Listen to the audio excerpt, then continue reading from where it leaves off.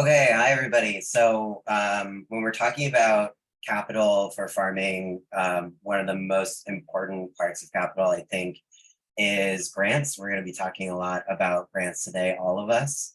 I mentioned that I'm a farmer, so what I'm going to be talking about today is how to get grants. Dr. Vaughn and I put together a small presentation, and we're breaking this up into approach and execution. So I'll be focusing on the approach, and my goal is by the end of this that you all are more empowered and feeling more confident about applying for and realizing that you can win grants with maybe some changes to your approach. As I mentioned, I'm Lee Hennessy. I'm a farmer. I'm the owner operator of a small farm called Moxie Ridge Farm.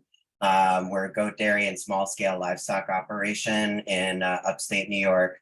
All of our food, including our meat, is direct to consumer. We have a small whey-fed and acorn finished pork program, and I would say like a medium-sized goat meat program as well. And most of our sales are done in a market that's like 3.5, 4 hours away, down in New York City, so via farmers market.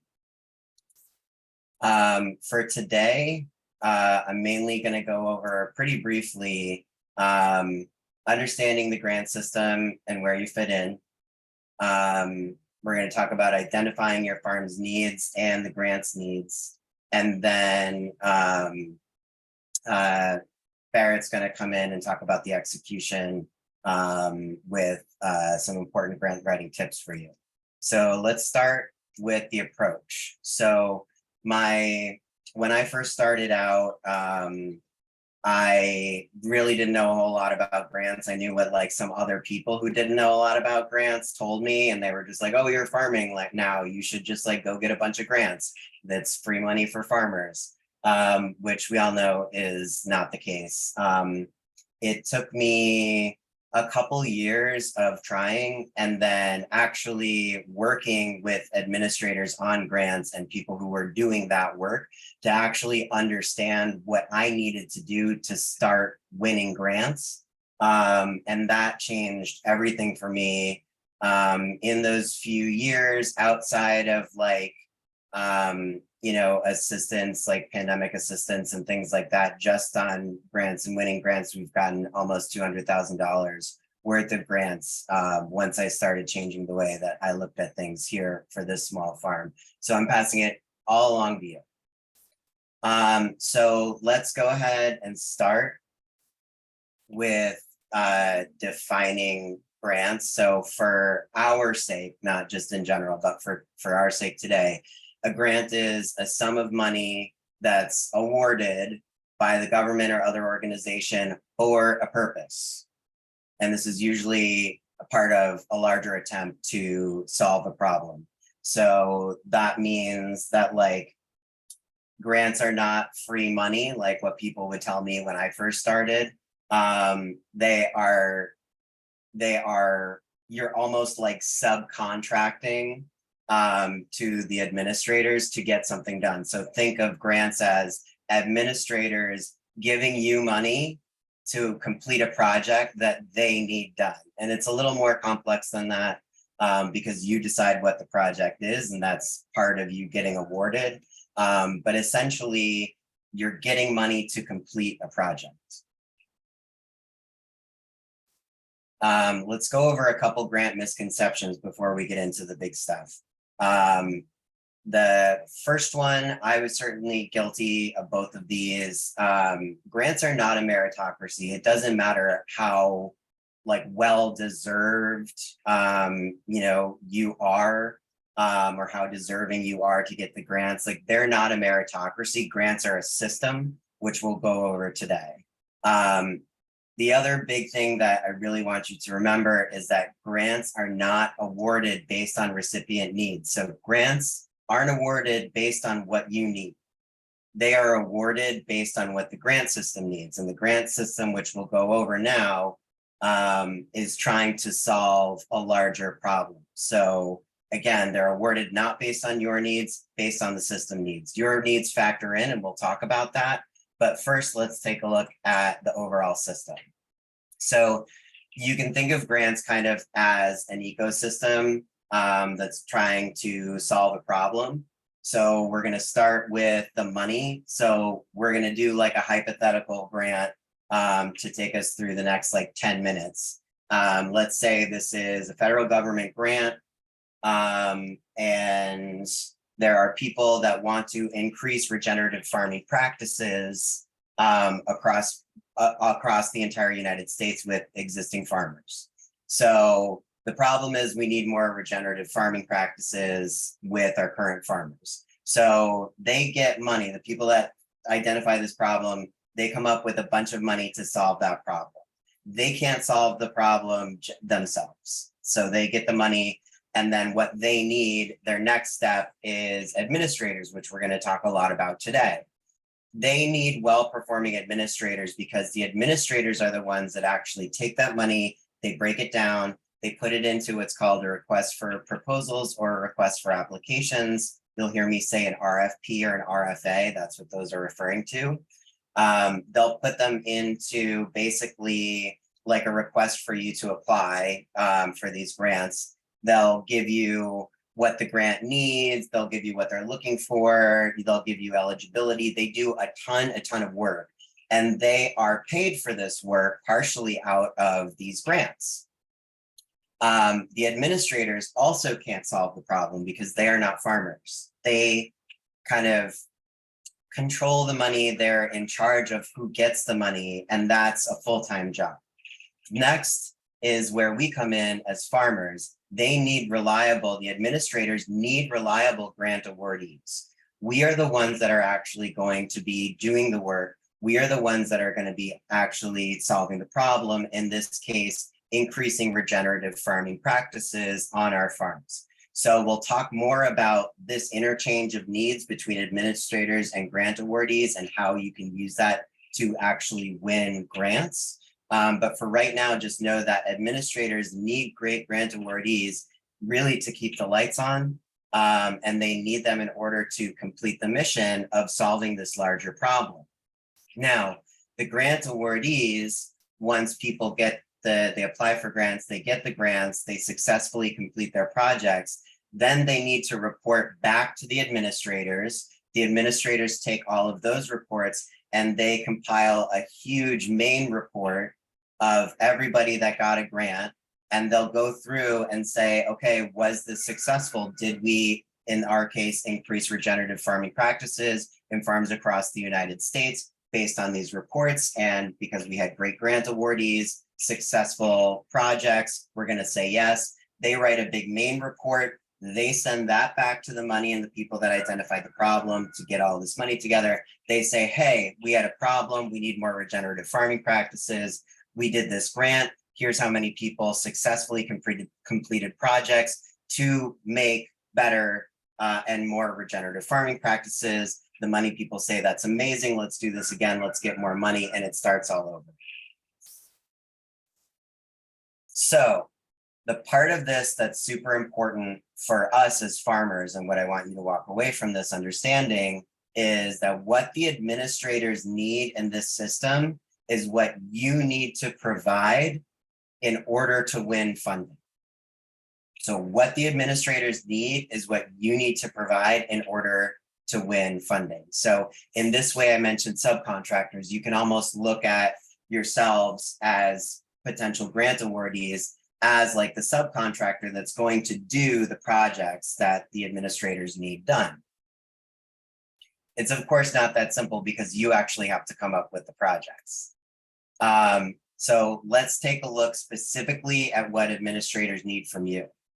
They need you to fit the eligibility of the grant. Really can't stress this enough. If you're not sure if you're eligible for a grant, call the administrators, double, triple check, or else you're going to be wasting your time and you're never going to get the grant. So don't bother doing any other work. Let it go. Next, they need you to embody the mission and the purpose of the grant. So the purpose of the grant might be to increase regenerative farming practices. The mission of the grant might be to do that by awarding farms money in order to work on their own projects with a focus on historically underserved farmers, Black, Indigenous, people of color, which is where you would come in.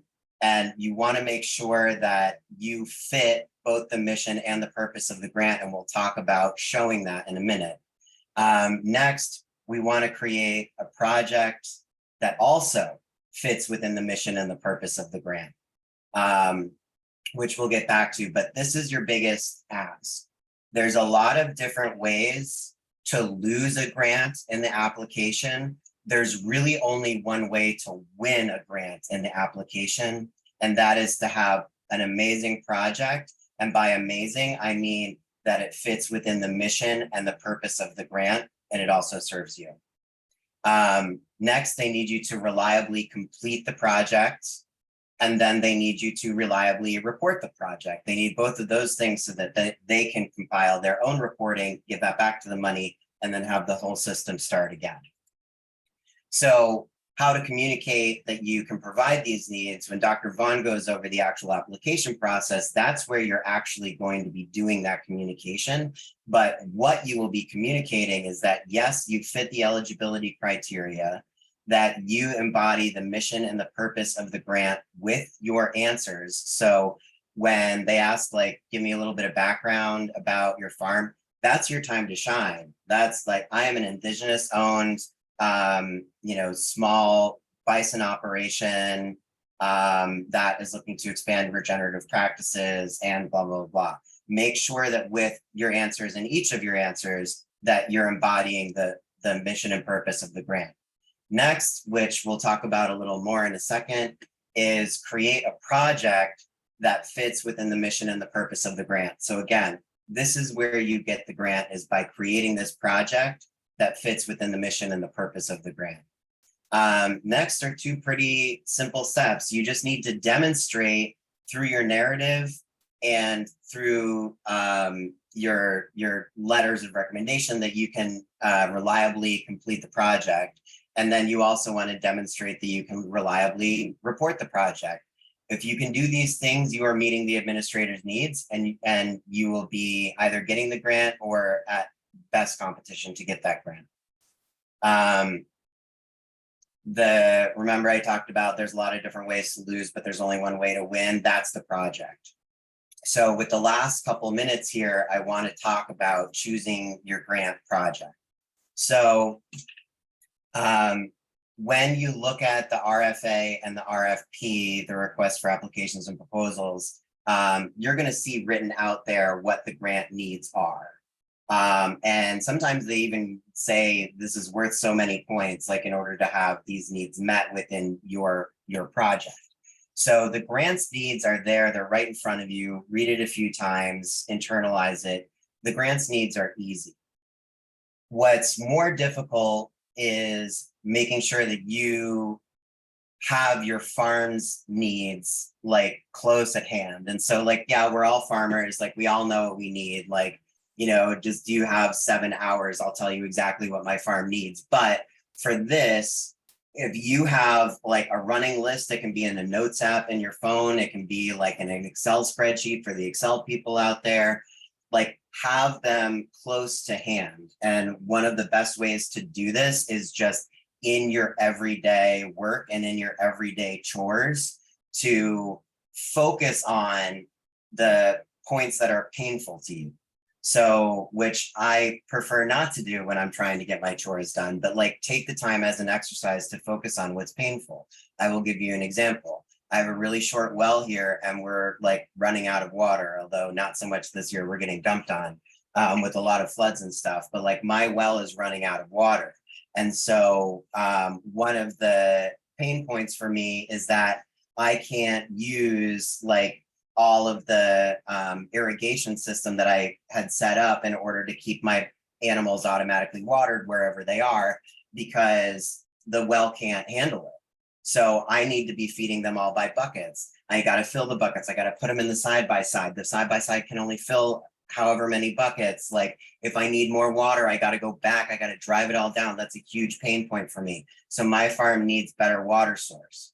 And then I can have a list of all these types of things so that when grant opportunities come up, I can look down the grants needs, I can look down my list of stuff and be like, oh, you know what, like works out for this regenerative farming thing is dug wells. Like that fits the eligibility criteria for everything else. Like that helps me. Great. I'm going to do an amazing project on dug wells. So the stronger that overlap is in this Venn diagram of like what your farm needs and what the grants project needs are, like it doesn't have to be mind blowing. It doesn't have to be super creative. Like it just needs to sit right in the middle there. That's how you win grants. Grants are won when you can show that fulfilling your needs will fulfill the needs of the grant. That's like, it's that simple.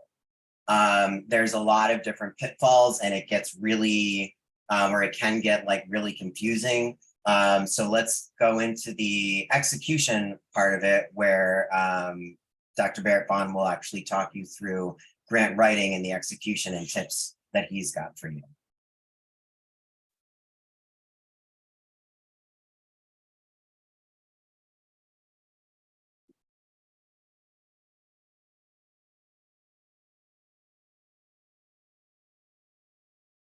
All right. Well, thank you so much. I definitely appreciate that intro. I was getting into it. It was like, yes, almost didn't want him to stop. You could have gone on and taken the rest of the time.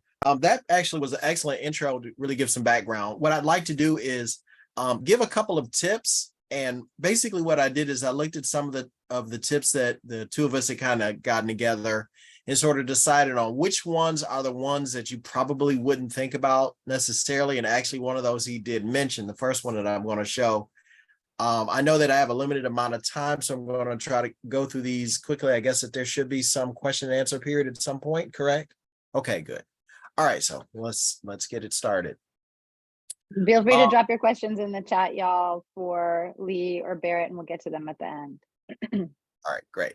So execution, really communicating your concept effectively and completely. So one of the things is you have a concept of what it is that you want to do on your farm in this area, and you need to be able to shrink that down to something that's digestible and quickly digestible by the people that are going to be considering whether or not you're going to get the money or not. And that really is the challenge. And everything that you want to do is great. Like you want to do great things for your community and for your farm and for your family and you know, but you need to take a small portion of what it is that you want to do personally and actually turn that into some, you know, written form to actually send in. So these are a couple of tips that you might not have thought about, but we'll start with something that's relatively, you probably did think about this. So contacting the coordinator or the panel manager, national project leader, if you have any questions on whether the project fits within the funder's goal or any other questions. The reason why this is important and bears repeating is that contacting the person and understand more than likely that person is not going to be involved in the decision making. So calling them to curry favor with them is not going to really get you anywhere. Typically, they'll have a committee that does this. They may be overseeing that committee, but they're probably not going to be giving any input into that committee. But what they do have is they have a wealth of experience, or should have a wealth of experience, of what tends to get funded and what doesn't get funded. And surely they also have an idea of what the funder is interested in looking at for that year. Like when they write their RFA, they may give a range of different things that they're interested in, but what they may be interested in a lot more may be certain areas, and you can probably glean that from a conversation with them. Also, just being sure that what it is that you want to do fits squarely within that funding opportunity. So you can ask them any other questions about the period and collaborators and letters and a whole bunch of other things. So that would be the first tip I would give. Letters of support. I can't be more explicit with this. Seek out letters of support from project beneficiaries at the beginning of the writing process, as well as other required letters, that is, say, letters of commitment, letters of cooperation. These take the most time to obtain, but can be the most impactful to have. It becomes very important to be sure when people are reviewing these that somebody wants what it is that you want to do, not just you. Obviously, you want what it is that you want to do because one, you're going to get that on your farm, and two, you're going to make money from it as well. But they also want to be able to see that there are other people who think that that's a good idea. And project beneficiaries work the best. And project beneficiaries don't necessarily mean other farmers. That's a subset of the subset and probably the direct beneficiaries of what you're doing. But also the ones that also benefit. That could be consumers that benefit. It could be retail outlets that would benefit. If you're dealing with something and you're producing meat in a certain area, and a retailer would be interested in buying from someplace that's closer because you've got less transportation costs and they can get fresher meats than, grocery stores. It could be farmers market, it could be outlets. So those are like some of your secondary beneficiaries, end users that are looking for it. It could be restaurants, it could be institutions, hospital, hotels, those kinds of places.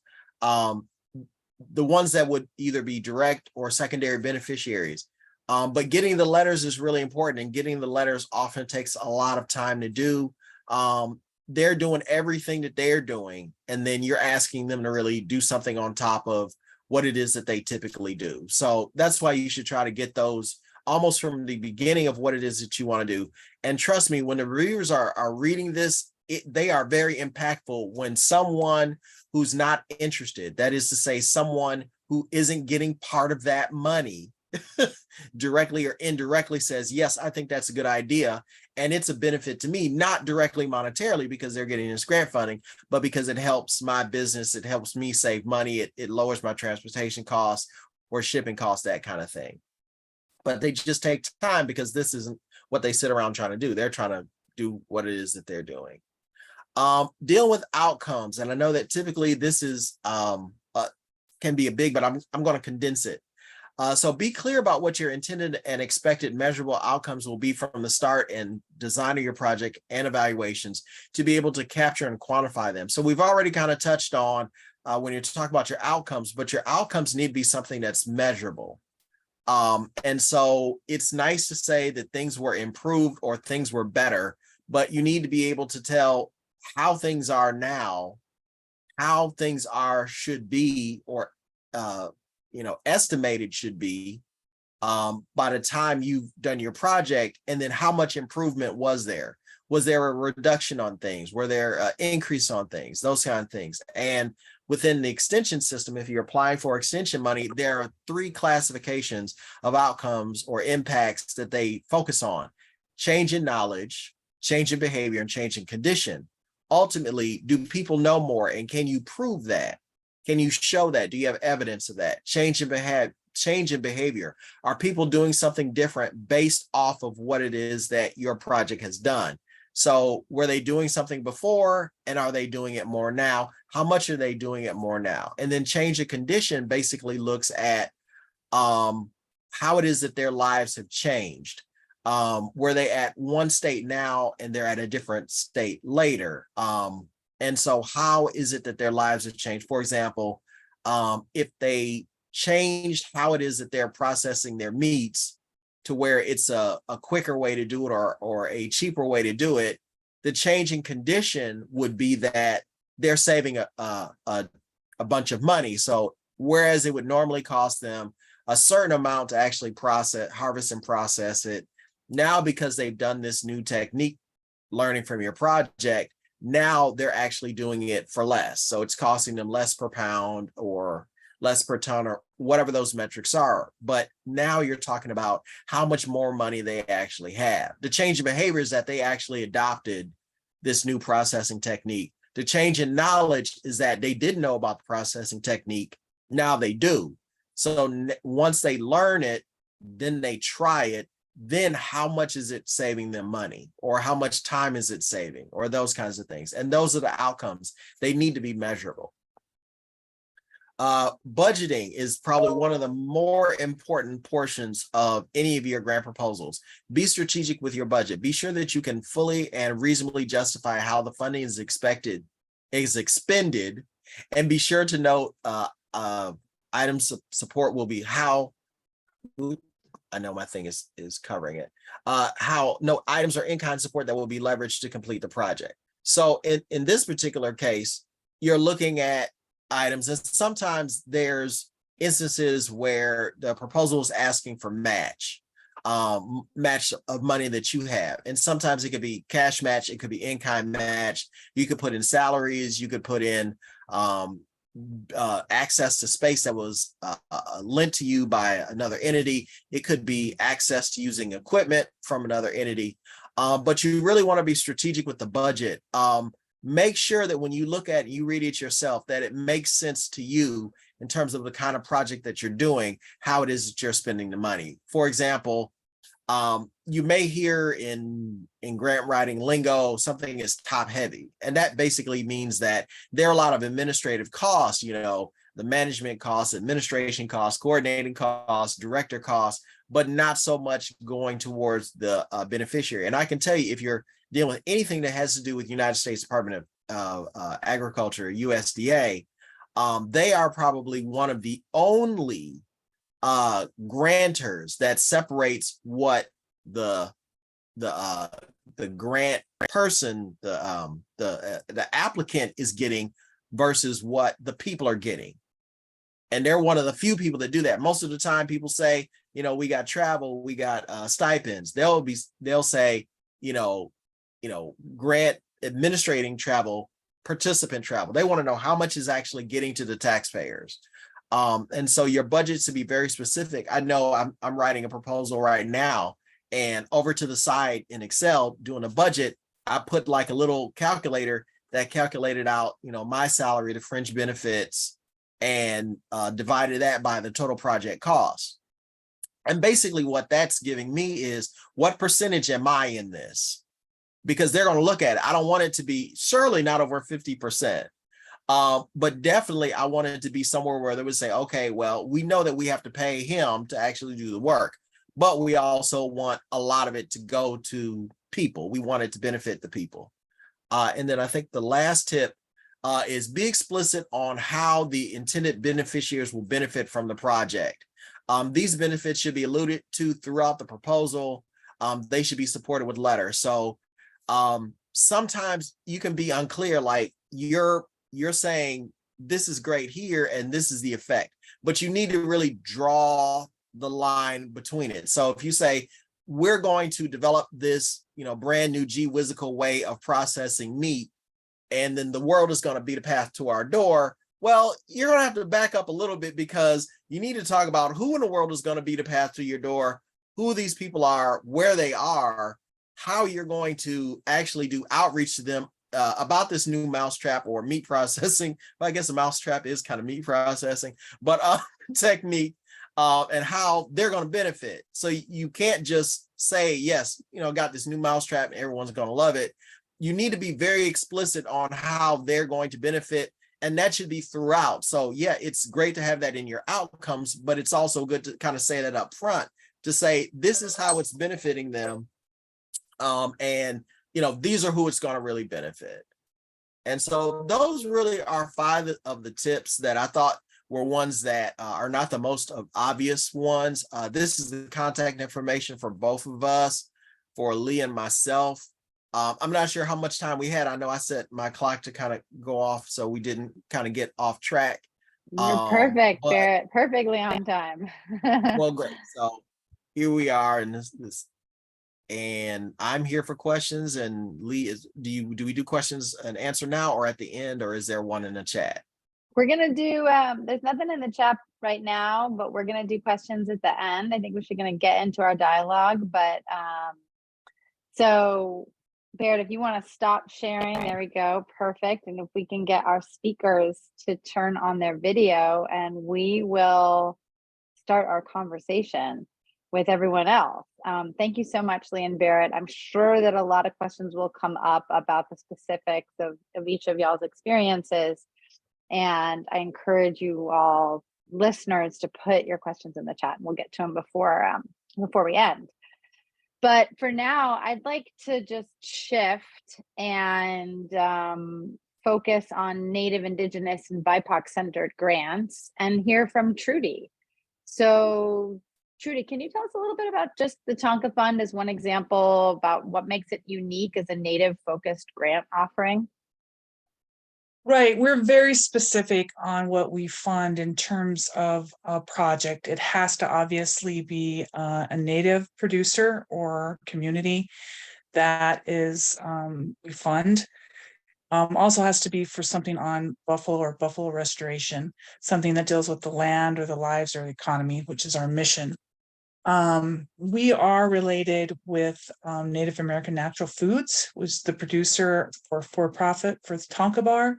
We are the sister to them and to Tonka Resilient Agriculture Company, which is a company that we're still working on with Native Buffalo producers.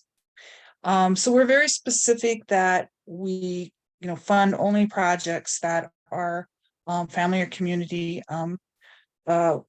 centered and not tribal. That's Intertribal Buffalo Council. If you're a tribe that is seeking funding for, for your sovereign nation for buffalo, that would be Intertribal Buffalo Council. So we're very specific on that. We are one of the only one in the country that funds these projects like this. We don't care if the project is a family or sole proprietor, and it's just, family run, or if it's maybe an LLC, or it's a partnership, or if it's a nonprofit itself. We will fund those, but it's very specific on being Native managed, and and doesn't matter if it's on a reservation or off. And it's just as long as that we're growing something within the economy of Buffalo. Great, thank you. Well, so let's go to Lucille. You are a recipient of Tonka's monies, and tell us a little bit about that process. And can you tell us about other Native focused grants that are out there, maybe that you've pursued, and what you find inspiring or discouraging about seeking out these sorts of grants? Like, is it easy? Is it hard? Tell us a little bit about the highs and lows of the grant seeking process for you. Sure. We at Texas Tribal Buffalo Project are super grateful and really blessed to be funded by Tonka Fund. They have helped us from day one get established and establish our herd that we care for in Texas, as well as the technical support that sometimes we need in bison caretaking, connecting us with other bison caretakers across Indian country. And note, a lot of times we do say caretakers rather than producer, because yes, we are producers and we are harvesting, and we do take animals to processing, but it is that indigenous perspective point of view that we are caretaking for our relatives, the buffalo. In return, they also take care of us in so many multiple and plenty different ways. One of them is that so many other Native organizations also are looking to sponsor the rematriation of buffalo in indigenous communities and families and organizations. We are a nonprofit, and what has helped us be successful is that we have an amazing grants team. Our grants team are based out of Porcupine, South Dakota. And Liz Welch is the founder of that grants team. They are called Emergence LLC. And we're really blessed to have been selected as a client of theirs, because they take clients all across Turtle Island. So there's almost a lot of competition to also be accepted as a client from them, because so far they have helped us receive 14 plus grants in this year alone. And we are so grateful because these grants will help us. For example, they help us right now. We're in the middle of continuation with Tonka Fund, and they provide technical support for us that we in turn turn into our application to help us with the buffalo caretaking. But there's also grants that help with land improvement. Here in Texas, we have mesquite that have taken over parts of our pasture. And so we look for NRCS, USDA grants as well. And it definitely has been a big education in learning the difference of all the USDA programs. But I think once you do learn how to navigate them, they are so incredibly helpful.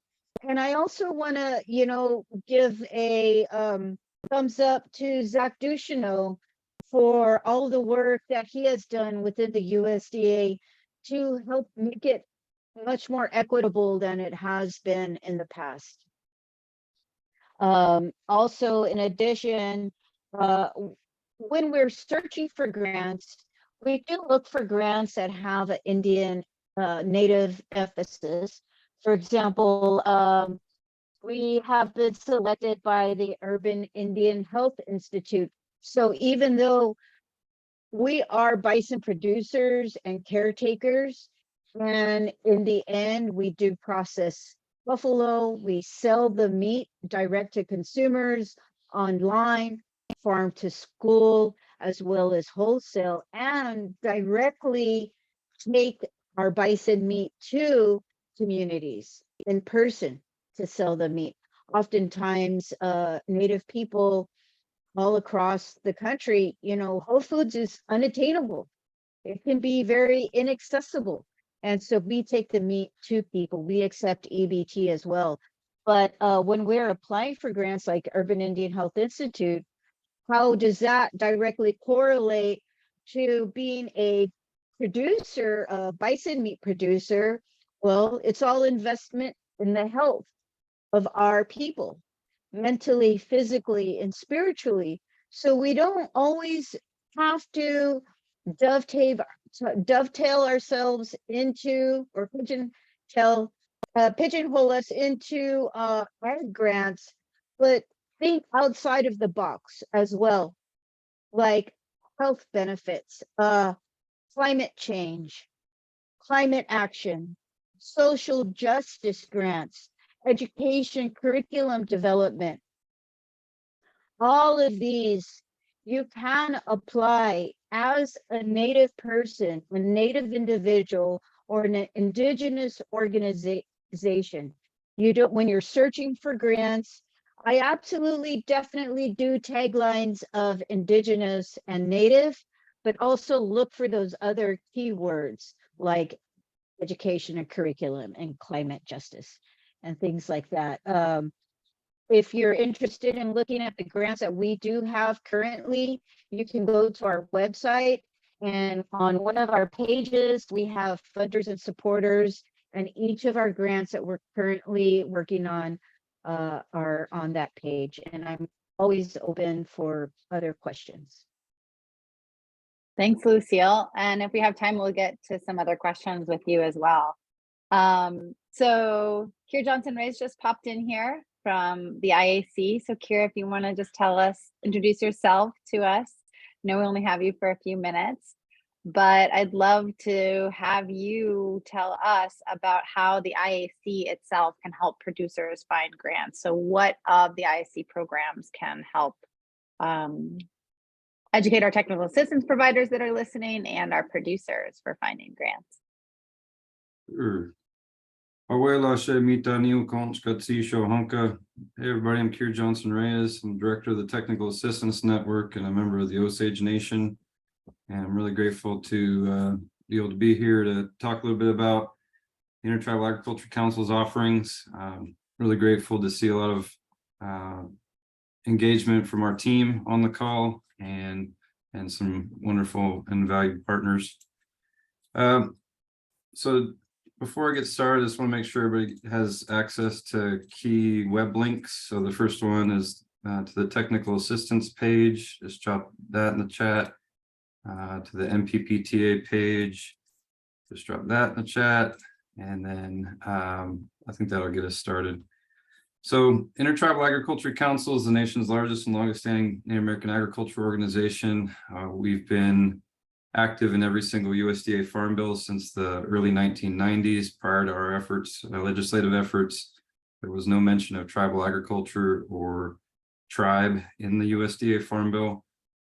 That's really where we got our start, is in advocating for producers at the congressional level, and in coordination with BIA got formed out of the 1980s ag crisis. We've continued to grow and expand our programming over the years, and our key on the ground programming, our boots on the ground, so to speak, would be our technical assistance network. Technical assistance networks comprise of primarily tribal members who work across Indian country in different regions. Initially, it was directly tied to the BIA regions of the country, but then as we've expanded, kind of split up different regions for to really directly service strong producer bases in different states. And so we were formed out of the Keep Siegel settlement to really help to provide increased access and utilization of USDA programs and services. We're funded by the USDA Office of Tribal Relations. And I would recommend any producers on the call to utilize that first link that I dropped in there to identify the technical assistance specialist in the state that you're in. There's a really unique opportunity through working with one of our TA specialists to engage directly on a particular opportunity that you may be tracking, whether it be with FSA or NRCS or one of the other agencies, but then also to learn about supplemental opportunities and resources to get engaged with. And those may very well be other grants or loan offerings or financing credit opportunities. There might be opportunities for getting engaged with partners or individuals that are really strategic nationally to engage with on the marketing side. Our TA network is really the initial point of contact for a lot of producers that we work with to switchboard throughout our organization and gain exposure and access to the other program services we offer. So we also do a lot on the domestic and international marketing side with our American Indian Foods program. We have a lot of strong connections and since the pandemic, where we've really focused in on domestic marketing and supporting tribal food product infiltration into local markets and highlighting tribal foods through a lot of different channels domestically. We've been working since the 90s on international marketing of tribal food products and working to place tribal food companies' products in the largest international food shows in the world, and brought millions of dollars back to Indian country through that programming. We're Indian country's entity that works on the the international export side.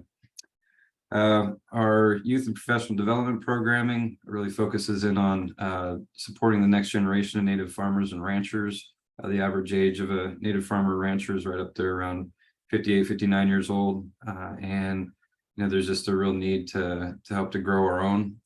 We recruit from a lot of the youth that we work with as well. There's many stories within IAC that started with our youth programming. Our target range is focusing in on high school up through college age and beyond.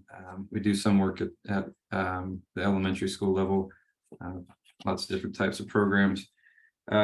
We do legal and policy work and review with the Department of Ag under a policy and government relations team. We're co-founders of the Native Farm Bill Coalition, and we focus in on natural resource management and support for conservation planning and regenerative agriculture practices.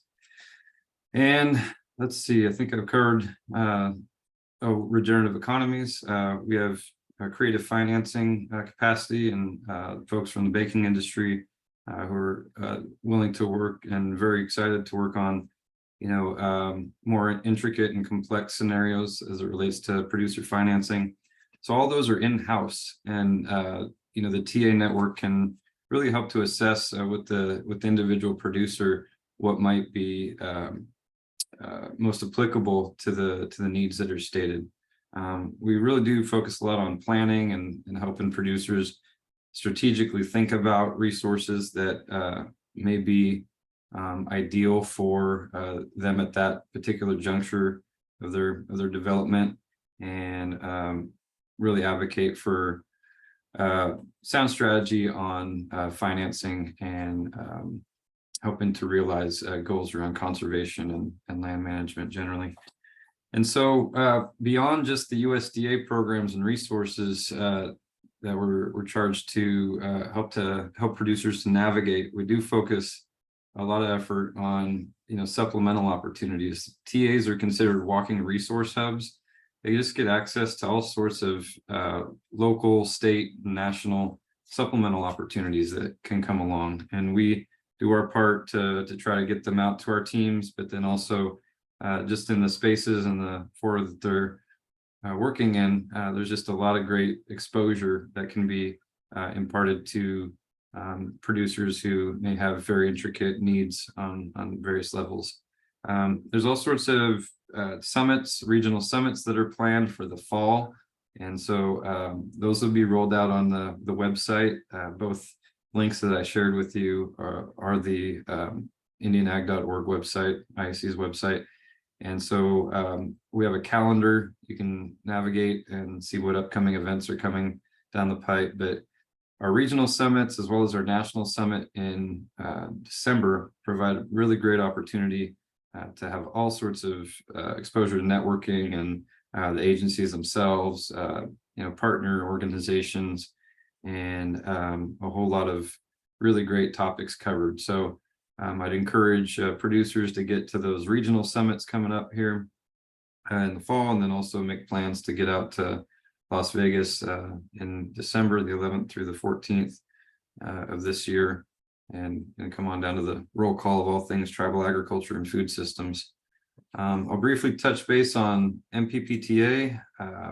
We are one of the coordinators with, I see Tuskegee on here, which is wonderful. We've got some other folks that I know are involved, but just upon quick glance saw them, so shout out. We are one of the technical service providers identified in the country to help to support meat and poultry processing capacity technical assistance. And so our technical assistance team is briefed at the cutting edge of opportunities that are coming out from the department on meat and poultry processing, and can help to navigate needs around that, from application support to identifying supplemental resources to help with the application, to switchboarding with other TA providers who are in that small cohort of providers. And so it's a really unique enhancement that our TA specialists provide to tribal communities or tribal businesses who are looking to expand into more processing or further existing operations. So in December, we'll have as mentioned, our annual conference, and we'll have a whole track dedicated to meat and poultry processing. And there'll be definitely a presence at each of the regional summits as well. And so, from a producer standpoint, learning that side of things, as is discussed, I'm sure a lot in Meat to Market, it was really crucial and strategic for going direct to market. And so, again, our TA specialists can help to navigate some of those great resources and opportunities available. We have 2 programs closing just today, the indigenous animals harvesting and meat processing grant program, and then the local meat capacity grant program. Those are closing today, and then they're going to roll out. I've already heard from department contacts that they'll be rolling out other programs here in the near future. But yeah, those are much more targeted to Indian country. We're noticing early in this initiative that a lot of I guess the approach was more for operations or processors that were up and running or at a scale that may or may not have complemented what Indian country's needs were. And so the department really took that to heart with a lot of the feedback and advocacy that came in. And we have some programs now that are just about to close that are a little bit more reflective, which is great to see. Not perfect, but great to see some headway made there. Alrighty, that's the long and the short. I think I covered the areas that you asked me to there. Olivia, is there anything else I can cover, or any? That's great. Thank you, Kier. And Yeah. before we let you go, because Kier needs to run to another meeting, if there's any questions in the audience specifically for Kier, now is the moment about the IAC's offerings. You can just go ahead and throw your video on and unmute yourself and holler out. Otherwise, we'll let him get on with the day.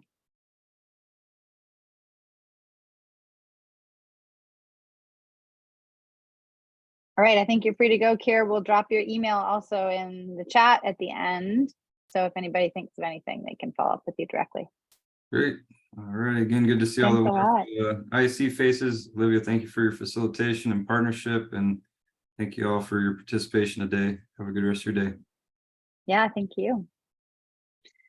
Well, kind of sticking with the USDA tip, we're going to pass it over to Daryl. We know that there's a deep suite of opportunities at the USDA. I wanted to focus a little bit on NRCS. It's one of the areas that I think sometimes gets missed for a lot of producers in terms of looking for opportunities. So Daryl, can you give us a quick overview of how NRCS grants meet the needs of this audience? Yes, Olivia, sure, I would love to. And just to continue to introduce myself, I don't know if I stated that now I'm in a position as state tribal liaison and also outreach coordinator with our partnerships and agreements division within the state of South Dakota. Now, I say state of South Dakota, but we're not state government. It is a federal agency. And on that note, I am at a bankers ag credit conference right now, focused on the outreach and trying to reach these other customers and encourage these bankers to look at more than just the bottom line, look at sustainability and regenerative practices. Olivia, is it okay if I share a few visual aids with the group? That's great. Yeah, go for it. You should be able to share your screen, Daryl, and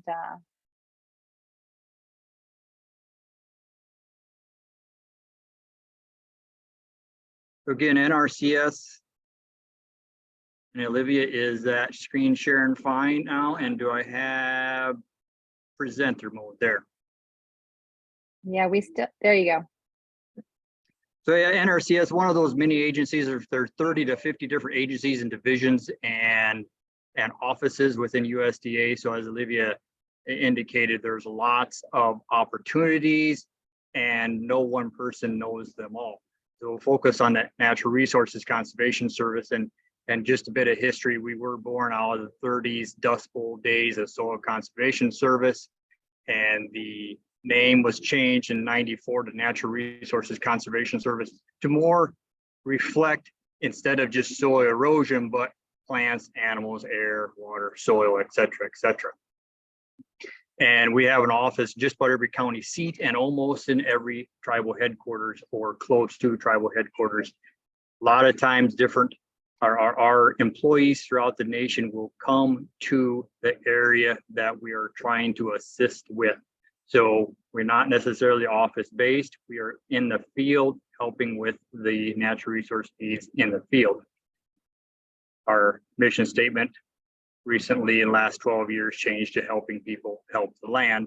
That's what we're all about, helping someone else, the decision maker. Lucia, I think, mentioned not calling them producers, but those making decisions on natural resource management, helping them. We are not taking the lead. And as part of our helping those people, we have those two types of assistance, the technical assistance and financial assistance. So just a minute on technical assistance. And that's our planning decision-making process, really just on site with that decision maker on the ground, talking about the soils, talk about the equipment that is available, the experiences that decision maker, whether it's an entity, tribal government, or an individual has, and seeing what kind of changes or goals that person is wishing to make or to address in that site or that land that we're tied to.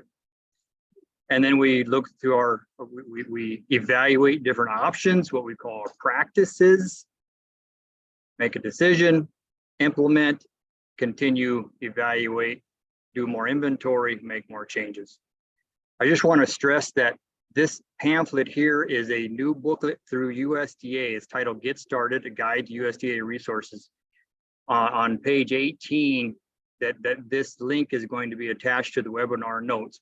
But page 18 really talks about this planning process and a lot of other terms and terminology for those that have used our programs or are taking our programs to others within their circle, such as relatives or business partners or tribal partners or tribal councils or department directors.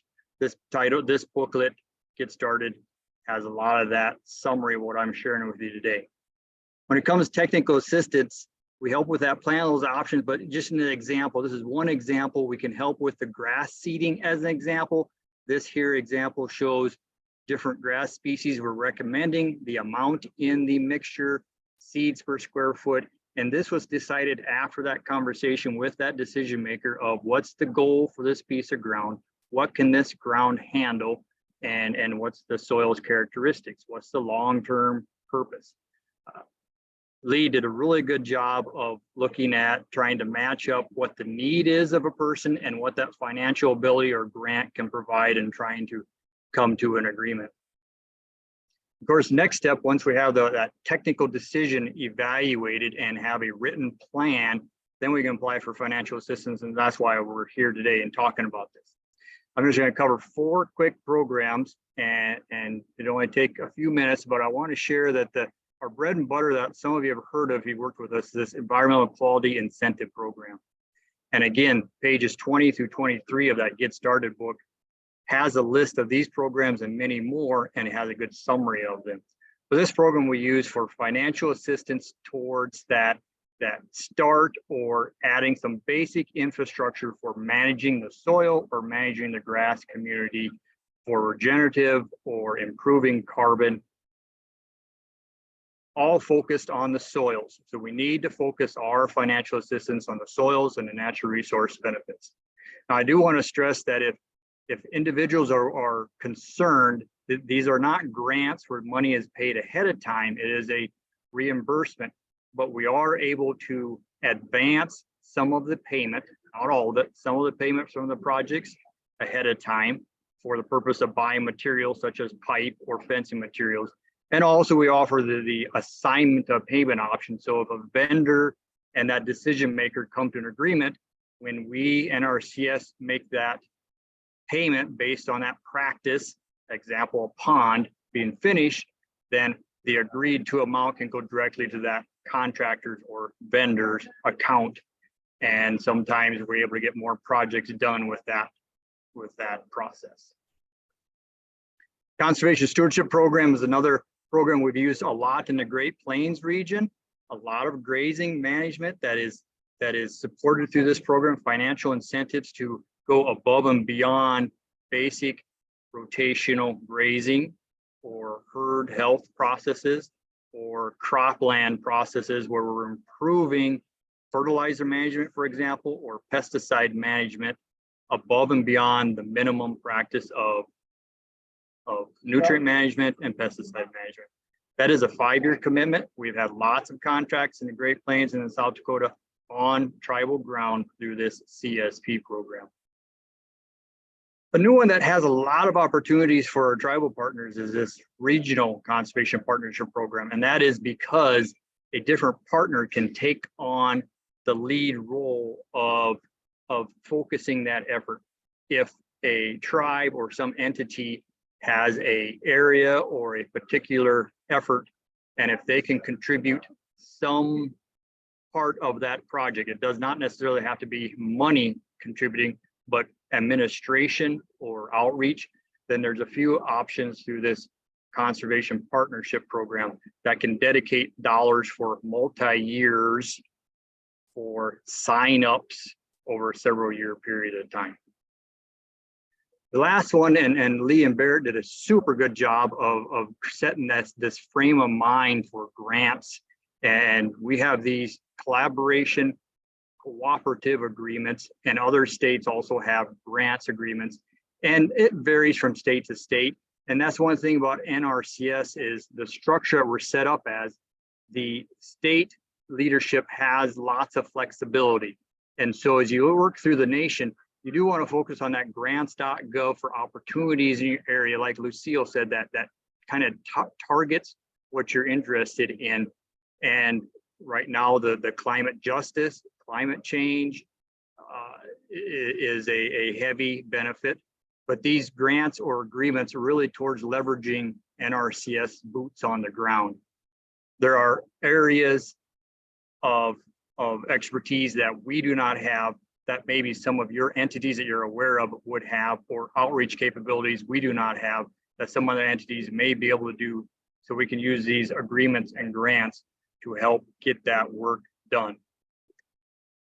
And again, this Get Started brochure also includes Farm Service Agency loan descriptions, plus the programs I just went through that again, I want to stress this is a great 36-page document that I think is very useful.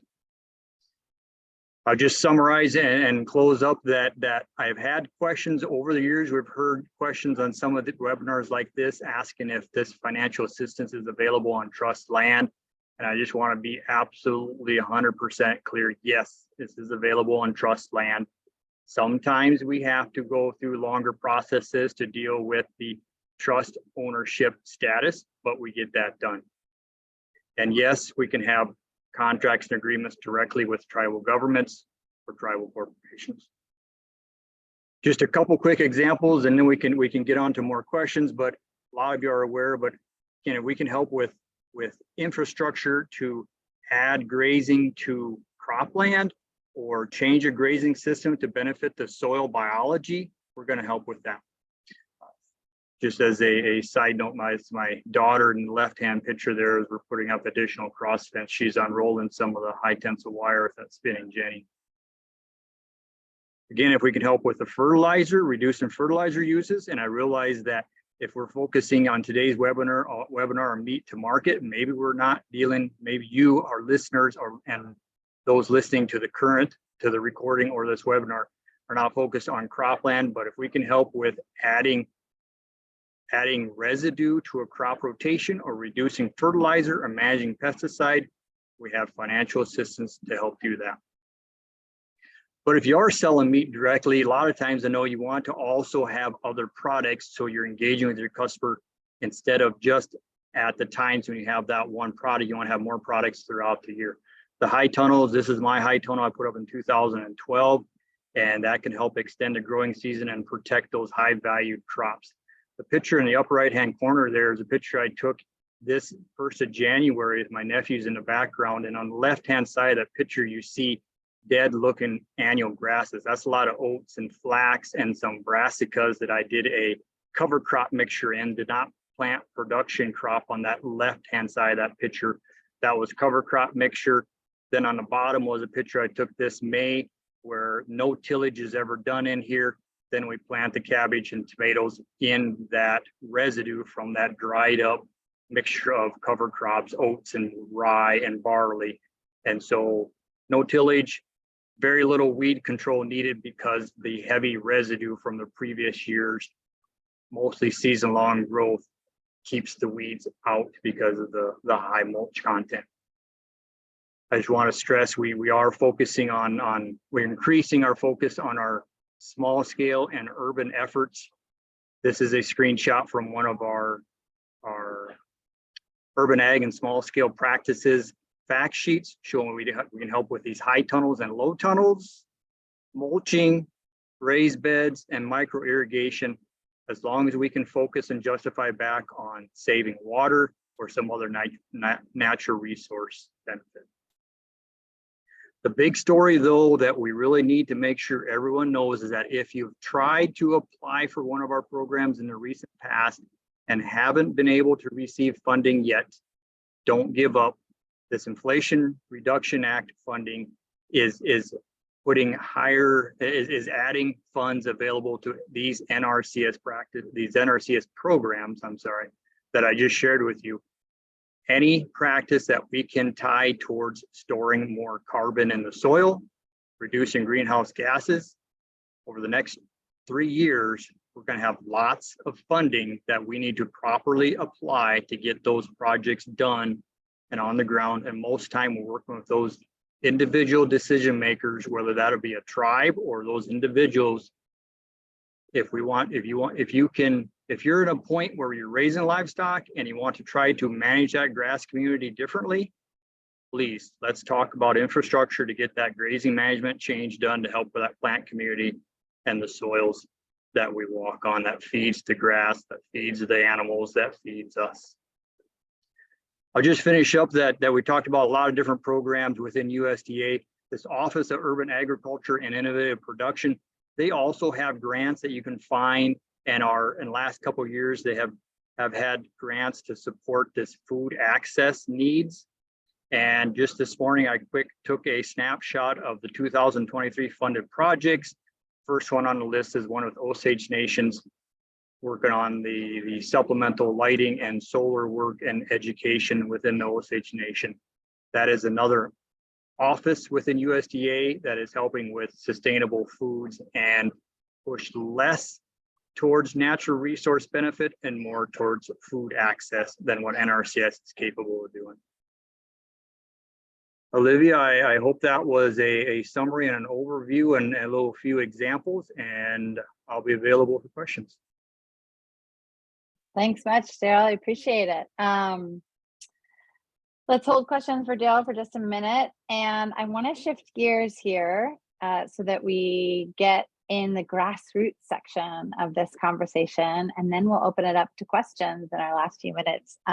So Kaylee, if you want to come online here with your video, Kaylee Grimland, and we want to talk about Kaylee, about her experience with friends and family fundraising.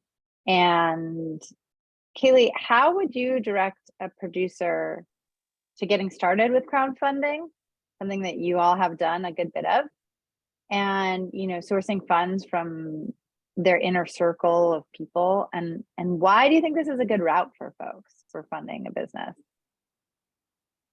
Yeah, sure. Thanks for the questions. I think so regarding crowdfunding and other like alternative grassroots campaigns that you can do to raise money for your farm. First and foremost, I'd recommend it as an alternative, income stream for your farm. What we also have had grants, and I'll put some in the chat. There's some specific to livestock farmers that are actually relatively easy to apply for. But related to crowdfunding, I think it's the easiest way, or it can be the quickest way, if you plan your campaign and also your audience and your story. You develop and you sell your story. It can be the quickest way to get funds into your business. And so, for example, in disaster situations, right? There's flooding or something happens, or there's wildfires or whatever, and you need access to funds immediately. Crowdfunding could provide you that via, and part of my presentation that I'm just talking about will provide additional sources and pros and cons of these crowdfunding sources that I've used before.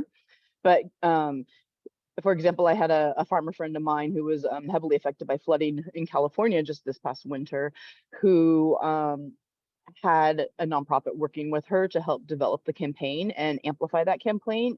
And she had her house and fields flooded. So basically lost her personal life and her farm business. And they raised $45,000 in 2 weeks for her. huge when, you know, other alternatives are like, go get an emergency loan. But like in an emergency, you need the money now. You don't have the time to apply. You don't have the time for the underwriting, and you don't really want to be paying back stuff when you're, you know, already financially strapped due to a disaster. Secondly, I would think crowdfunding, and for those of you who may not know, I should have said this at the beginning, but crowdfunding is more like social underwriting, right? Where someone has to spend, you know, donate like minimal, like $25, $10. But when you have 100 people doing this, this is how you're raising the money. You know, as opposed to loans I just mentioned, crowdfunding can be way easier in terms of applications, less time. Also, if you're a startup business, you may not already know like what kind of like formal business structure you're going to be. You may not know if you're going to be just a sole proprietor or operate under a, you know, a doing business as name, or if you're going to be a nonprofit, or if you're going to be a corporation. And crowdfunding doesn't really, you can apply and do crowdfunding campaigns regardless of having a defined business structure. Whereas, for example, most grants that are available, USDA or not, are very limited for those who are not nonprofits. So like keep that in mind when you're thinking of your business structure, right? And that would, I think that helps to determine your funding for your business. So that being said, you know, how to begin crowdfunding.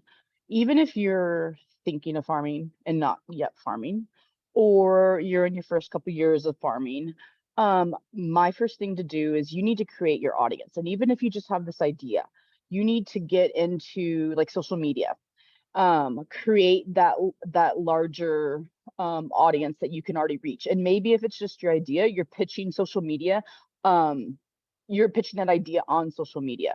But when you do create your social media accounts, create them in that name or your farm name that's already existing, and or the farm name you're thinking it's going to be in. Like, don't mix the personal and the farm together.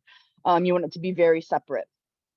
You know, I worked with some social media consultants, and I'm not into TikTok. Like, I already have too much social media to deal with. But that is the number one now. And if you're into reels and doing like live videos and stuff, that is the way to do it. That's a way to great, you know, amplify your audience, because it's those people who are basically, by following you, that could be your funders, right? And, you know, like my family, for example, like when I first started in 2014 with our farm, you know, I don't have my parents anymore. Like my family was very small, and you couldn't really rely upon them for help. So I think like one of the very first fundraising things we did was a crowdfunding called Barn Raiser. And we weren't trying to raise that much money. I think it was like maybe $3,000 or something, but we were going to buy, we were going to purchase the materials to build out more like mobile chicken coops for our broilers. And I will have to say that was pretty hard. Not having like a big social media presence. It was hard to raise those funds, but we did it. So I think first up is social media, getting it now if you don't already have it, and trying to build your audience. Secondly, you need to really work on identifying your niche in the market and like your story. So, because your story is what's going to sell your campaign and what's going to differentiate you from anybody else. And I think everybody here who's farming has a great story. You just need to know how to tell it. Thirdly, you need to identify, like when creating your campaign, you need to identify your ask. So for example, you don't just say, oh, I need $30,000 just because, right? Maybe you like shrink it down. So we had the ask for barn raiser, like I'd mentioned, for the mobile materials for mobile chicken coops. We've had asks specifically for you know, helping us make a loan payment. We've had asks specifically to like put one of our livestock guardian dogs that got injured through surgery.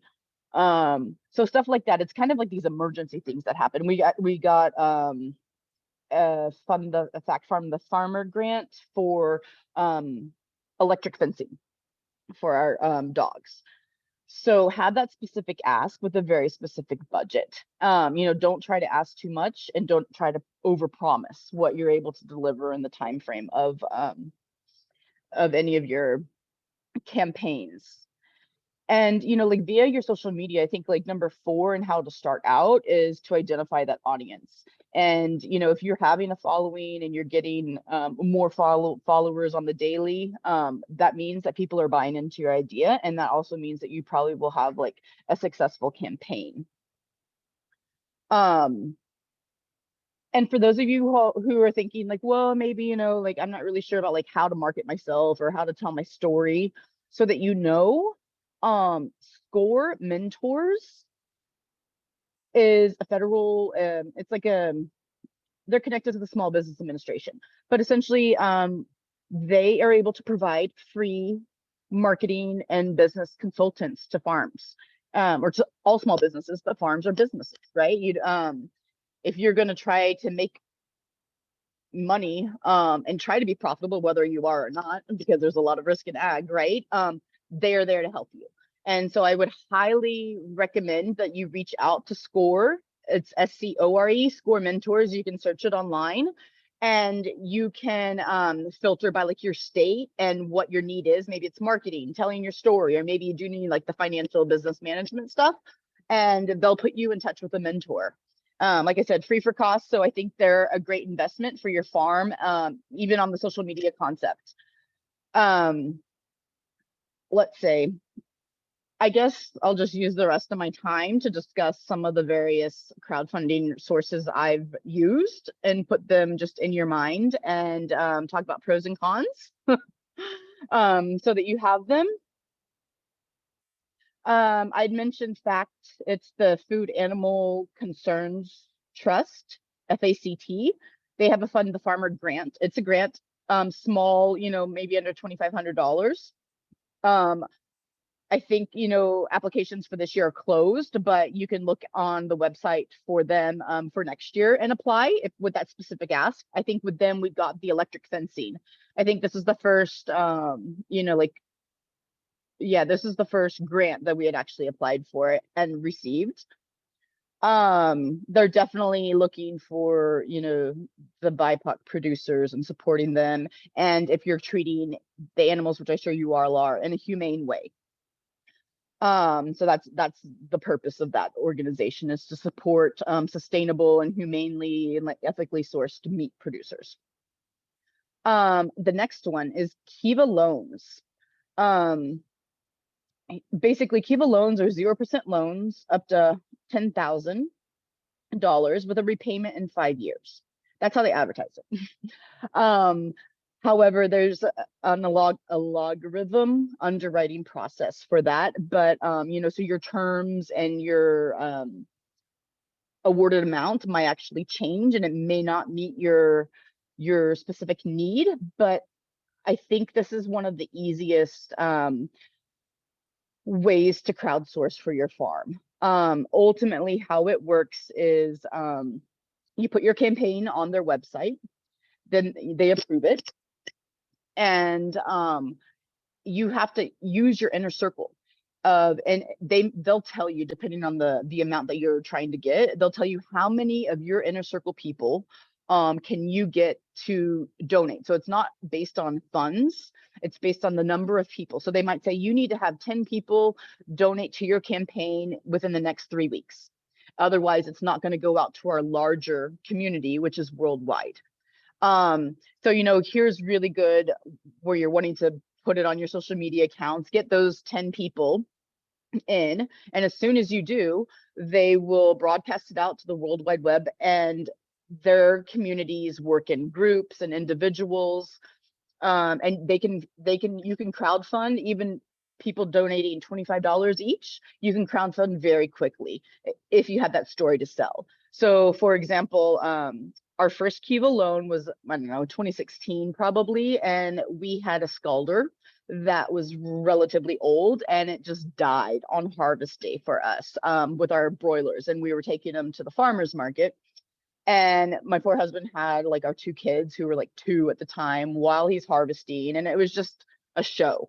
And I'm sitting here on my off-farm job at work, like just trying to help. And with that story and the pictures and everything, and you know, my daughter had like gotten sick to her stomach and she was wearing dad's clothes and all this stuff. It was just a disaster.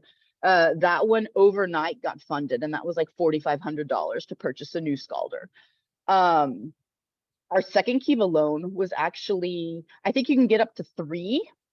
You don't want to do them like super consecutively because the donors might be like, oh, we just did this one. But you know, our second Kiva loan was about 1.5 years ago, and ironically, it was to help us implement a equip contract that Daryl had just spoken of for NRCS.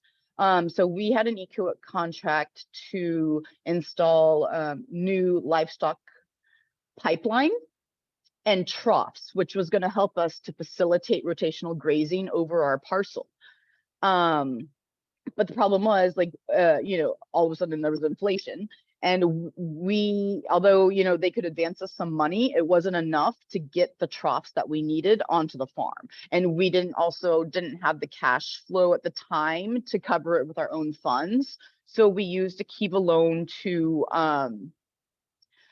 purchase the troughs, and that was like $5,000 again. So now we're in repayment on that.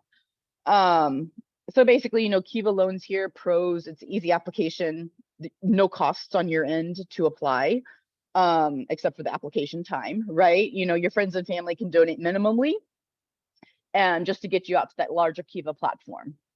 The con, like I mentioned earlier, it's sometimes it's depending on the logarithm that they're using, it might not cover your exact financial need. And another pro is that farmers on Kiva actually get a 6-month deferment on their first payment.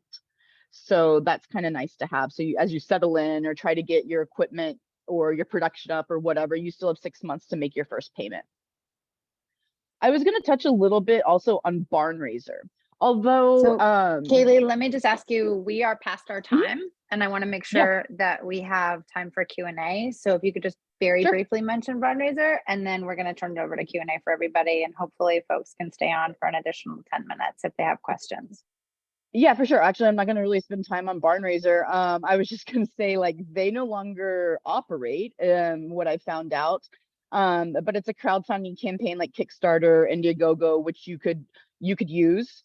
The other two, the Kickstarter, Indiegogo, those are a little different. You know, you might have to purchase like incentives for people to donate. And then of course there's GoFundMe. And I think most people are probably very aware of GoFundMe, but that is crowdfunding at its best, and probably where you're gonna get, if you really have a large financial need, that would be the place to go. So that's it. Awesome. Super, super useful real life applications. Kaylee, really appreciate you sharing your experiences. And I've dropped in the chat all of the links that she mentioned, except for GoFundMe, which I'll do right now. And just so you know, these resources are also going to be in the handout that we send out with the email in the next couple of days. So with that, I want to open it up to questions about Lee and Barrett's sort of overview, questions for Daryl on NRCS, or Trudy and Lucille on Tonka, and other Indigenous focused opportunities, or Kaylee on crowdfunding. So if y'all want to stick around for the next 5 or 10 minutes, and we can learn a little bit from each other. And let's open it up. Y'all can just turn on your video and either raise your hand or holler out your question. I don't really have a question, Olivia. I'm more of a participants on here. One of the things that we require at Tonka Fund before we consider funding a project is a business plan. Something that, and it doesn't have to be long, and I know IAC helps with that, and some of your banking funding folks will help with that, and we help with that as well, to set out a business plan. So I always think when you're going after grants, don't let the grant define what you're going to do. You define what grants you're going after based on your business plan or your goals. And so that's something I just wanted to throw out. And the other piece that we require too, and with Daryl on, some of the NRCS folks, is conservation plan. We also require that. And it can be just as simple as some maps saying, this is where I'm at, this is what I'm developing, this is what I need to develop. And so just wanted to throw that out to the folks to say that those are a couple of pieces that, even if the grant doesn't require it, that's something to sit down with and kind of flesh out before. So then you know, like, does this grant fit me or not? So thank you. Super, super useful advising. And we have some resources about business planning in one of our first webinars that's called Business Basics and Taxes. So you can find that on the Mighty Networks platform, which I'll drop again into the chat when we're done with questions. Anyone else out there have some questions? Daryl dropped the link to the Get Started guide in here. It's the same link that I dropped off earlier, just so nobody gets confused, and it will also be in the resources. Anyone else have I just questions? had a Hi, Johanna. comment. Hi, I was just going to mention, and it might have come up, but I just was going to throw out there, one of the great ways to get really good at grant writing is to become a reviewer for grants. And so if you can get opportunities to do that, I would strongly encourage it. And that it's amazing to be on a panel and learn so much from your fellow review panel, and then really start to get an idea of how decisions are made and how grants are funded. So I was just going to throw that out there. Great, thank you.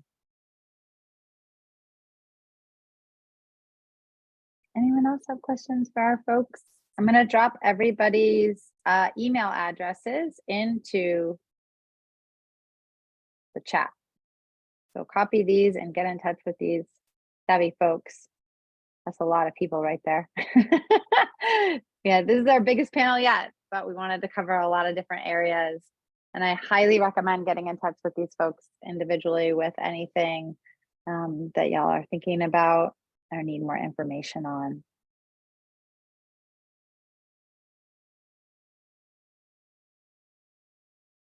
Questions or comments?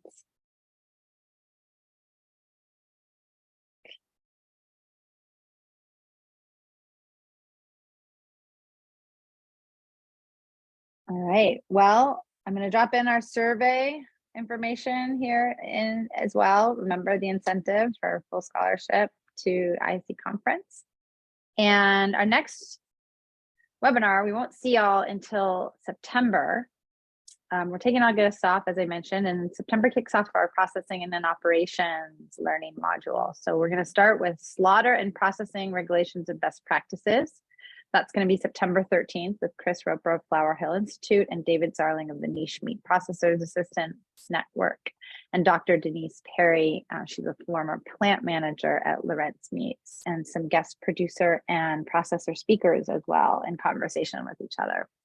So we're excited to have all of the fall dedicated to sort of more of the nuts and bolts about what producers need to know about their processing and their relationship with their plants. And we're really looking forward to those. And otherwise, if we don't have any other questions, I think we are good to go. And I would love to thank all of our speakers and producers here for their time and their slides and their energy and all of their information. And I really recommend that participants get in touch with them directly for any follow-up. So thanks to Lee and Barrett and Daryl, Lucille and Kaylee and Trudy.